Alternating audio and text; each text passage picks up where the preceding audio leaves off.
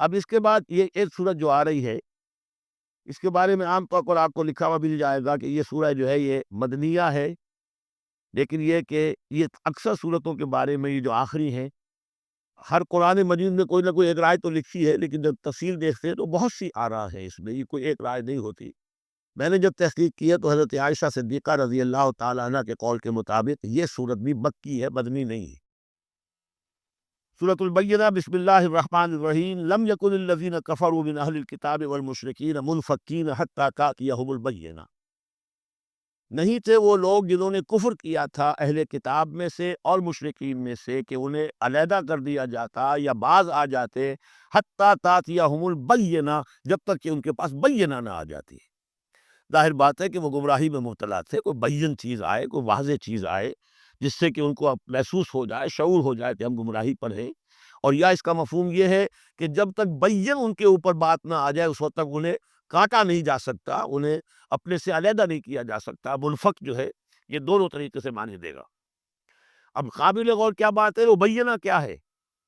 رسول من اللہ یتلو صحفا مطہرۃ فیہا کتب قیمہ، ایک رسول اللہ کی جانب سے جو تلاوت کرتے ہیں پاکیزہ اوراق کی، اور وہ فیہا، ان اوراق میں کیا ہے؟ بڑی مضمون کتابیں لکھی ہوئی ہیں، احکام ہیں اللہ کے۔ کتاب کا لفظ خاص طور پر میں بتاتا آیا ہوں آپ کو کہ یہ احکام شریعت کے لیے آتا ہے۔ فیہا کتب القیمہ، یہ ہے وہ چیز کہ جب اللہ کا رسول اللہ کی کتاب لے کر آ جائے تو یہ بینہ اب ہو گئی، اب بات واضح ہو گئی، اب کسی شک و شبے کی گنجائش نہیں رہی۔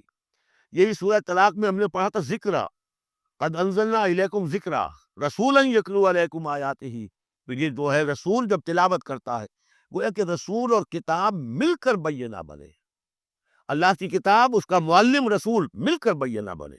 اس اعتبار سے بینہ اور ذکرہ کی جو تعبیر ہوئی ہے اور اس کی ڈیفینیشن جو ہوئی ہے سورہ بینہ میں اور سورہ طلاق میں، وہ بہت اہم ہے۔ اب فرمایا وما تفرق الذین اوتوا الکتاب الا من بعد ما جاءتهم البینہ، یہ جن لوگوں کو کتاب دی گئی تھی انہوں نے جو پہلے بھی تفرقہ کیا ہے آپس میں، یہ جو بٹ گئے، یہ کوئی نصارہ بن گئے، کوئی یہودی بن گئے، پھر نصارہ میں نہ معلوم کتنے فرقے ہوئے اور یہودیوں میں کتنے فرقے ہوئے، یہ سارا تفرقہ ہوا ہے کب؟ الا من بعد ما جاءتهم البینہ، مگر یہ کہ ان کے پاس بینہ آ چکی تھی، گویا کہ اس کے اب جرم کے وہ پورے طور پر اس کی سزا کے سزاوار ہو چکے۔ وما امروا، یہ آیت اس بات سے بہت اہم ہے کہ دین کا پھر وہی خلاصہ جو ہم نے پڑھا تھا بہت ہی شندوبت کے ساتھ سورہ زمر میں، وہ پھر آ گیا، وما امروا الا لیعبدوا اللہ مخلصین لہ الدین حنفاء، اور انہیں حکم نہیں ہوا تھا مگر اس بات کا کہ بندگی کریں، پرستش کریں اللہ کی، لیکن اس کے لیے اپنی اطاعت کو خالص کرتے ہوئے۔ یہ نہیں کہ نماز تو اللہ کی پڑھ رہے ہیں لیکن یہ کہ اور کام اپنے نفس کی مرضی کے مطابق کر رہے ہیں، وہاں اللہ کے حکم کو ٹھکرا دیا ہے۔ کاروبار جو کر رہے ہیں وہ اور طریقوں سے کر رہے ہیں جو حرام ہے، یہ تو پھر بندگی نہ ہوئی۔ یہ تو وہ بات ہو گئی، افتؤمنون ببعض الکتاب وتکفرون ببعض، کیا تم ہماری کتاب اور شریعت ایک حصے کو مانتے اور ایک کو رد کر دیتے ہو؟ فما جزاء من یفعل ذلک منکم الا خزی فی الحیاۃ الدنیا، تو جو کوئی بھی تم میں سے یہ رویہ اختیار کرے گا اس کی کوئی سزا اس کے سوا نہیں ہے کہ دنیا میں ذلیل و خوار کر دیے جائیں، ویوم القیامت یردون الی اشد العذاب، اور قیامت کے دن بدترین عذاب میں جھونک دیے جائیں۔ دنیا کی رسوائی تو آج ہمارے ماتھے پر لکھی ہوئی ہے۔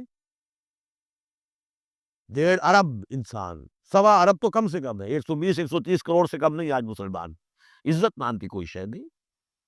عالمی معاملات میں وی ہیو نو سے، کسٹمی پرست کے بھیا کس تھی، ہماری پالیسیاں کہیں اور بنتی ہیں، کہیں اور سے ہمارے بجٹ کے لیے انسٹرکشن کہیں اور سے آتی ہیں، اور تو اور بات ہے۔ تو وما امروا الا لیعبدوا اللہ مخلصین لہ الدین حنفاء، یکسو ہو کر پوری زندگی اللہ کے قانون کے تحت ہوگی تو پھر عبادت قبول ہوگی، ورنہ یہ جو ہے کہ کچھ اللہ کو دو اور کچھ قیصر والا قیصر کو دو، خدا والا خدا کو دو، یہ اسلام میں قابل قبول نہیں۔ اب اس کے بعد فرمایا وَيُقِيمُ الصَّلَاةَ وَيُؤْتُوا الزَّكَاةَ، اس کے علاوہ وہ نماز قائم کرے، زکوٰۃ ادا کرے۔ بندگی اور شے ہو گئی، نماز اور زکوٰۃ علیحدہ شے ہو گئی۔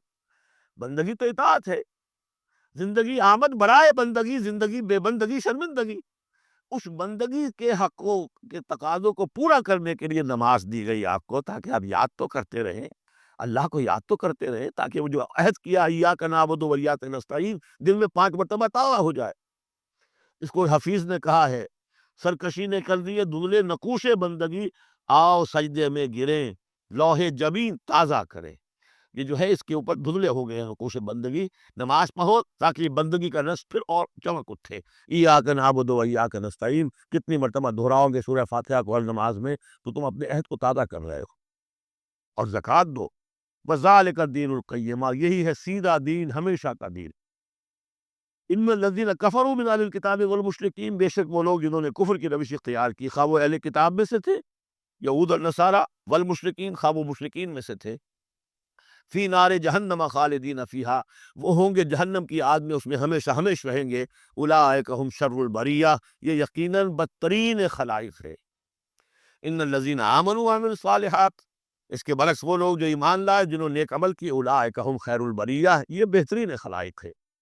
اللہم ربنا اجعلنا منہم اللہ تعالی ہمیں ان میں شامل ہونے کی توفیق عطا فرمائے. جزاؤہم عند ربہم جنات عدن تجری من تحتہا الانہار خالدین فیہا ابدا ان کا بدلہ ہوگا ان کے رب کے پاس وہ باغات رہنے والے باغات ریزیڈینشل گارڈنز جن کے دامن میں ندیاں بہتی ہوں گی اور جس میں وہ رہیں گے ہمیشہ ہمیش ہمیشہ ہمیش. یہ مقام اور ایک سورۃ تغابن جو ہم نے پڑھی تھی اس وقت میں نے وہ بات کا تذکرہ نہیں کیا تھا.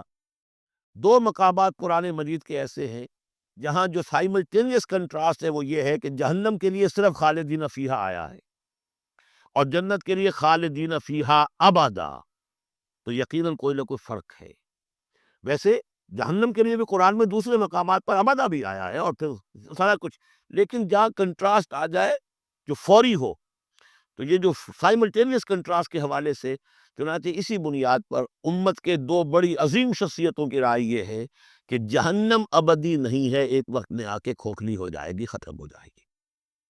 یا تو وہ جہنمی وہ ہوں گے کہ جن میں خیر کا سرے سے کوئی ایلیمنٹ ہی نہیں، انہیں جلا کر راکھ کر دیا جائے گا، معدوم ہو جائیں گے جیسے حیوانات معدوم ہو جائیں گے.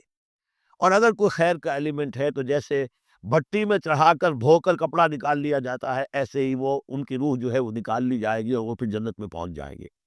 لیکن یہ عام اہل سنت کا عقیدہ نہیں ہے، یہ نوٹ کر لیجئے. کہیں آپ میرے خلاف کو فتوے نہ آپ کروا دیں، لیکن یہ ہے کہ دو افراد ہیں جو بہت عظیم ہیں.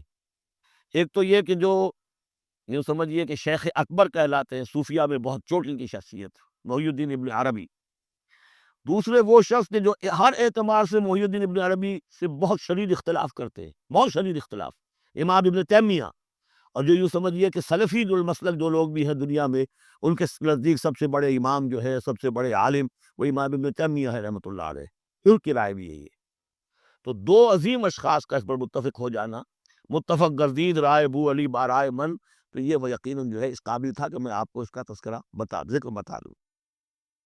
رضی اللہ عنہ یہ لوگ جو ہیں وہ لوگ کہ ان الذین آمنوا وعملوا الصالحات اولئک هم خیر البریہ جزاؤہم عند ربہم جنات عدن تجری من تحتہا الانہار خالدین فیہا ابدا رضی اللہ عنہم ورضوا عنہ. اللہ تعالیٰ ان سے راضی ہو گیا اور وہ اس سے راضی ہو جائیں گے. جب جائیں گے وہاں تو اللہ تعالیٰ وہ کچھ دے گا کہ راضی ہو جائیں گے. ذالک لمن خشی ربہ یہ ان کے لیے ہے جو اپنے رب سے ڈرتے رہے. اللہم ربنا اجعلنا منہم اللہم ربنا اجعلنا منہم. بارک اللہ لی ولکم فی القرآن العظیم ونفعنی و